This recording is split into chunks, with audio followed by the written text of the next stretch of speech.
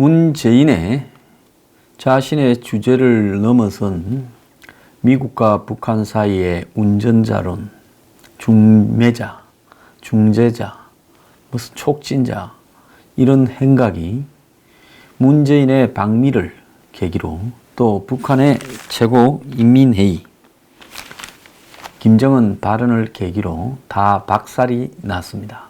미국에 갔을 때는 미국이 문재인의 대북 제재 완화, 금강산 개성공단 재개 등에 대해 미국이 노라고 거부하고 사실상으로 미국의 편에 서라고 요구했고, 또 북한의 김정은이는 최고인민회의 발언을 통해 문재인을 오지랖 넓은 중재자다, 촉진자 행세를 그만둬라 이렇게 이야기하며 자기 편에 서라 했습니다. 미국도 문재인이 오기 전에 어느 편에 설 것인지 명확하게 하라.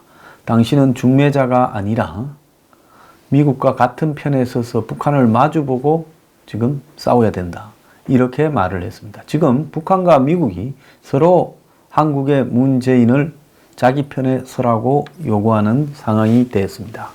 그러면 정상적인 대통령 같으면 당연히 그런 말도 안 듣고 미국 편에 섰겠지만, 오죽 이쪽 가서는 이 말하고 저쪽 가서는 저 말하면서 합의될 수 없는 일을 중재하겠다고 나서다 보니까 지금 서로가 문재인을 향해서 편을 분명히 하라고 이야기하는 그야말로 안팎 곱사등 신세가 되어버렸습니다.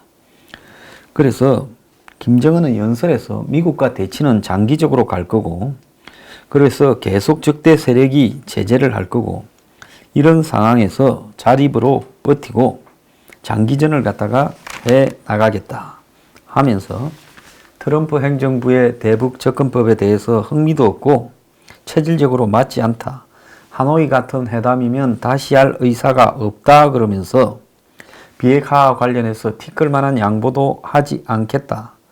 그리고 미국이 지금의 정치적 계산법을 고집한다면 앞으로 전망이 어두울 거라 말하면서 새로운 계산법을 요구를 했습니다. 조선신보는 이는 군사 분야의 다른 행동 조치를 요구한 거라는데, 3차 미북 회담에서 전략자산 한반도 전개 금지, 연구 금지, 그리고 한미 훈련 연구 중단, 미군 철수, 미군의 해구산 제거 이런 것들을 다 요구할 거라는, 한술 더 떼겠다라는 뜻을 이렇게 지금 펼치고 있습니다. 문재인 정부에 대해서는 민족의 일원으로 미국의 당당한 소리를 해야지, 민족의 이익을 옹호하는 당사자가 되어야지 미국 편에 서서 그렇게 하면 안 된다고 이야기를 하고, 올 연말까지는 한번 문을 열고 미국이 자기 말을 듣는지 지켜보겠다라고 말을 했습니다.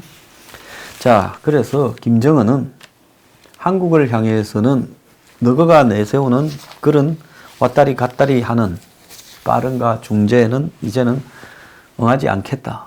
그리고 연말까지 열어놓고 기다릴 거니까 내가 하노이 때 제안했던 걸 가지고 너네들이 받든지 말든지 알아서 결정해라. 그리고 나는 3차가 열리면 미국에 대해서 더 강한 요구를 하겠다. 지난번처럼 좋은 기회는 없었다. 그래서 비핵화에 대해서 나한테 기대하지 마라. 그래서 이 올 연말이 지나면 나는 이제 입장을 바꿔서 내 갈 길을 가겠다. 이렇게 이야기를 했습니다. 그리고 김정은은 이번 회의에서 조선인민의 최고 대표자라는 명칭, 원래 원수라는 직위를 받지 않겠나 했는데 시대적 변화에 따라 최고 대표자라는 이름을 확보를 했습니다. 자, 트럼프는 김정은과 3차 회담을 하는 것은 좋을 거다라고 말만 했고요.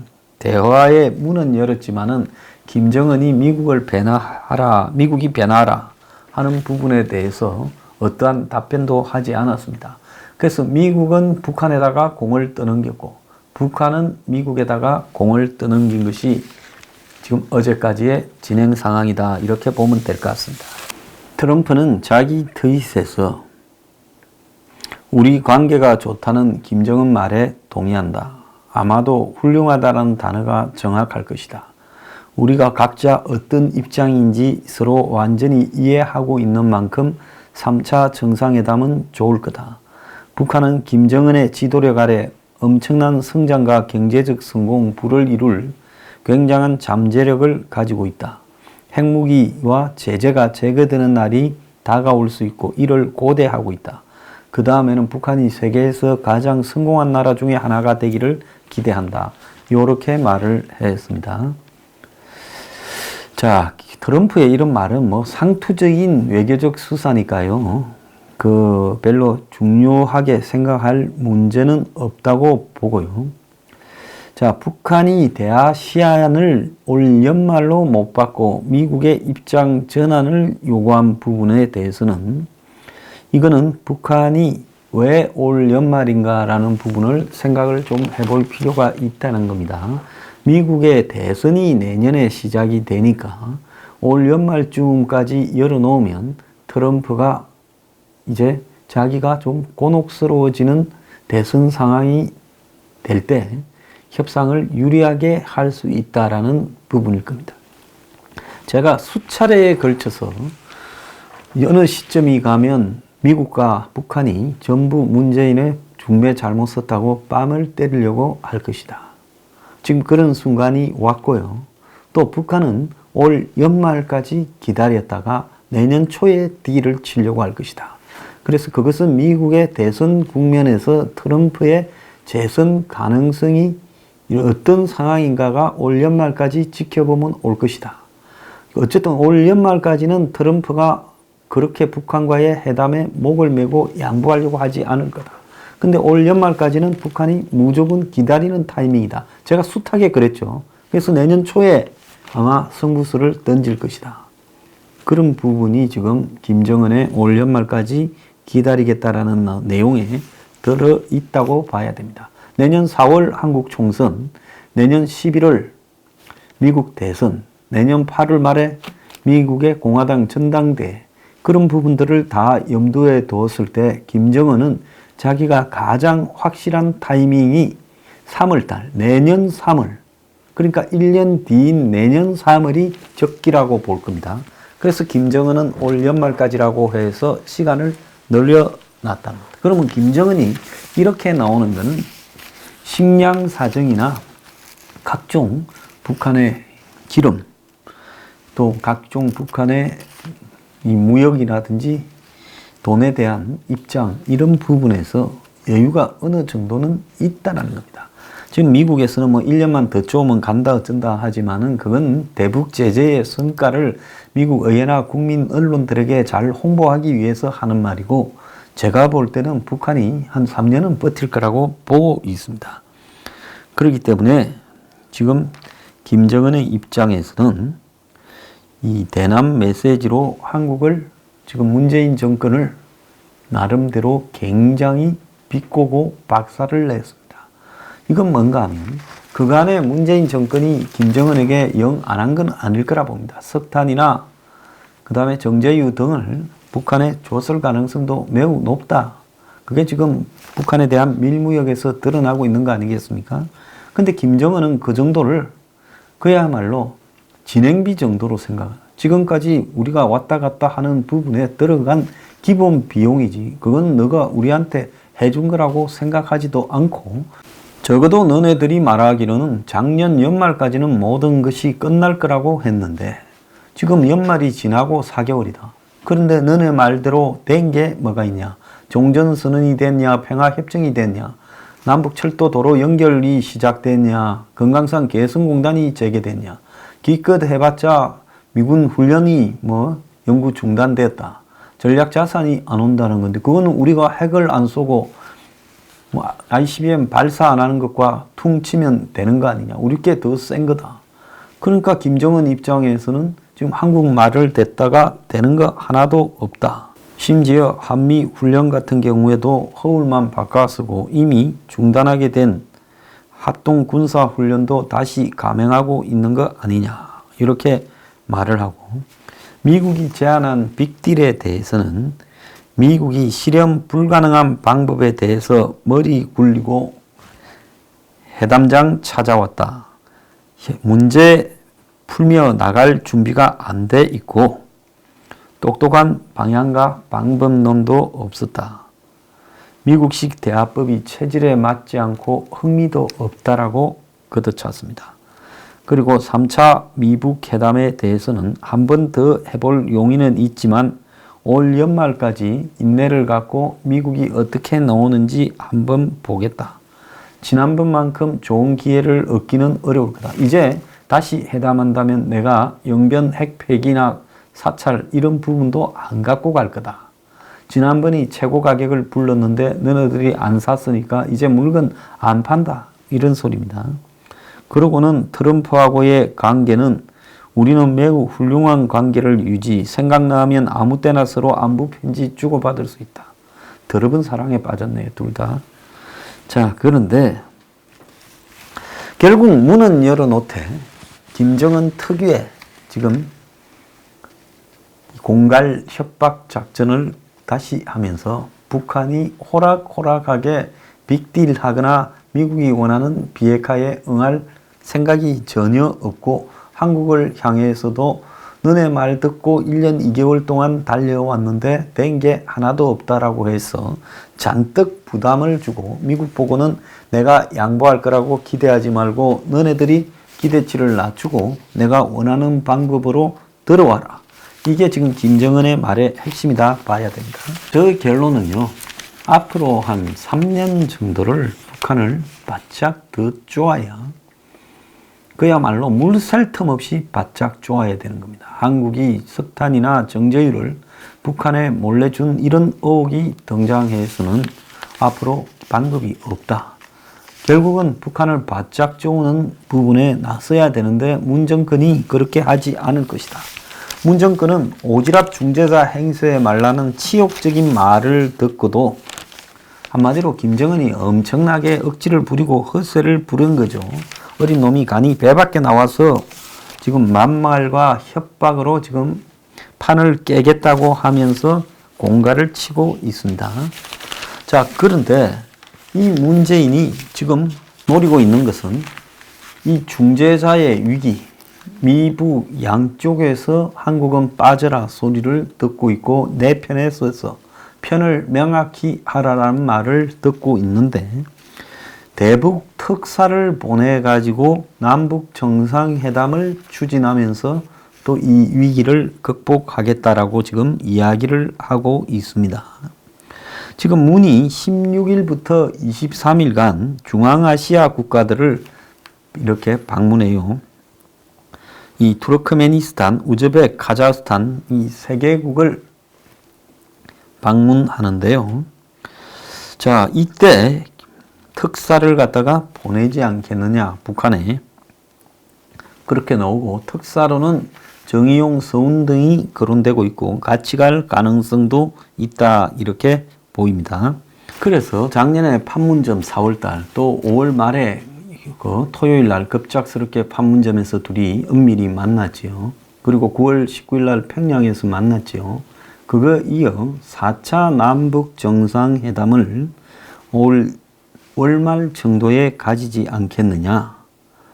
자, 그래서 4.27 판문점 회담 1주년을 정유해서 이 문 정권은 4차 남북 회담을 하겠다 이렇게 생각하지만은 실질적으로 그건 좀 어려울 것 같아. 북한의 현재 분위기로 보면 한국에 대해서도 우호적이지는 않고 또 한편으로는 지금 북한이 안 한 말이 많겠죠. 왜?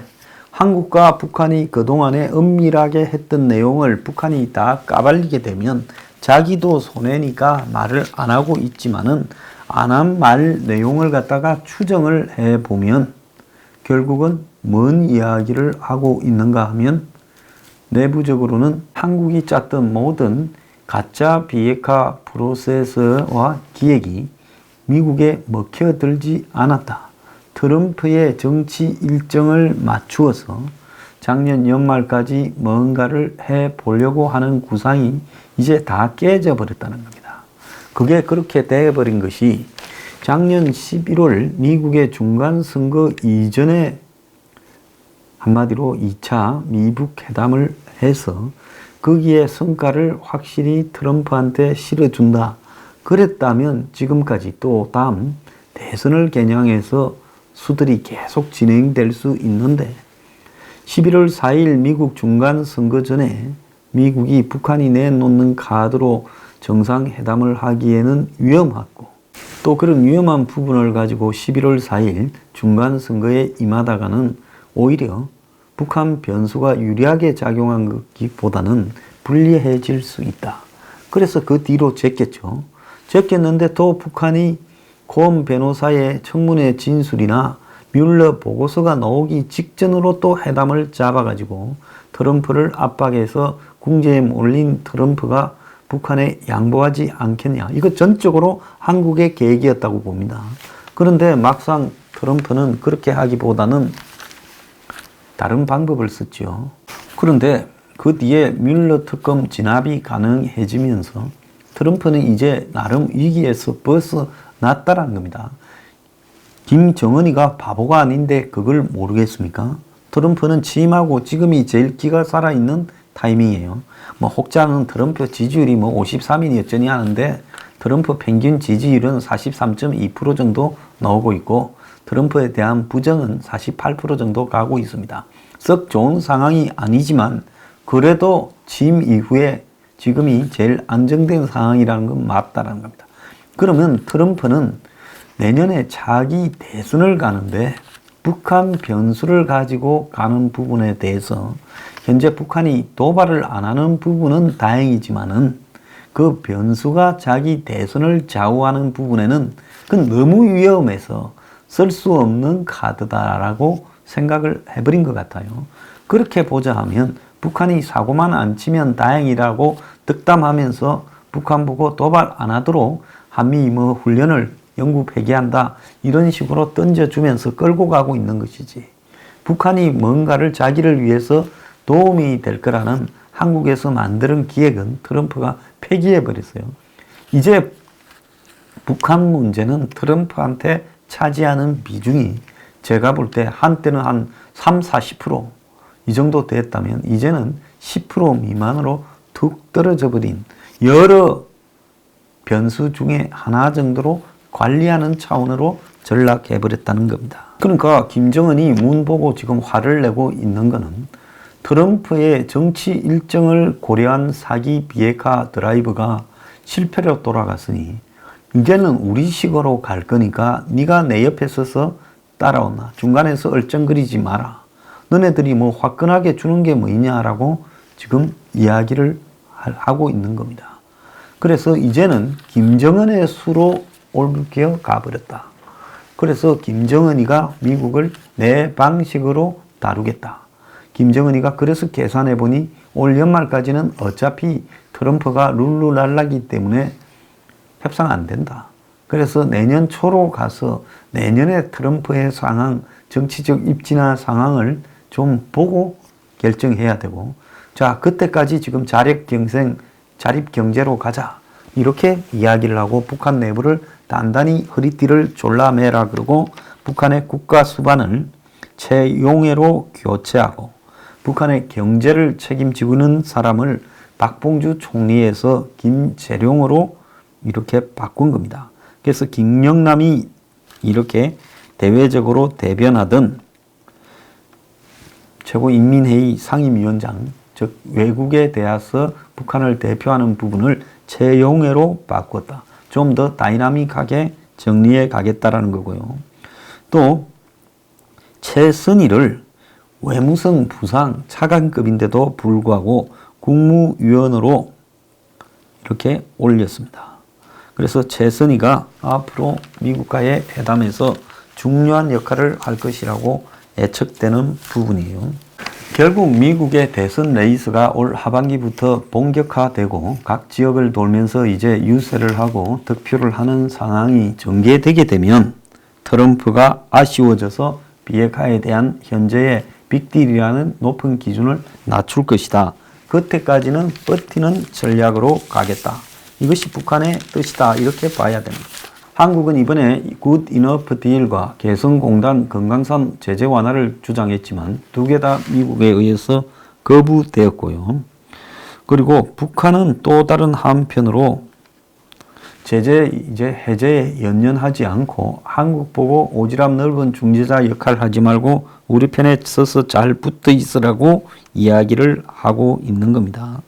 자, 문이 김정은을 4차 남북 회담을 해서 3차 미북 정상회담으로 끌고 갈라 해도 지금 현재 북한에 줄 수 있는 선물이 없다라는 겁니다. 정상회담을 한미가 발표한 내용에 보면 청와대는 한반도에 비핵화라 했는데 미국은 북한의 완전한 비핵화라고 하고, 청와대는 톱다운 방식이 필수적이다 했는데 미국은 톱다운 대신에 긴밀한 실무적 조정을 사전에 해야 된다고 말을 하고 있습니다. 이제 한미 간에는 같은 말을 다르게 해석하고 있다, 이렇게 지금 보이고요.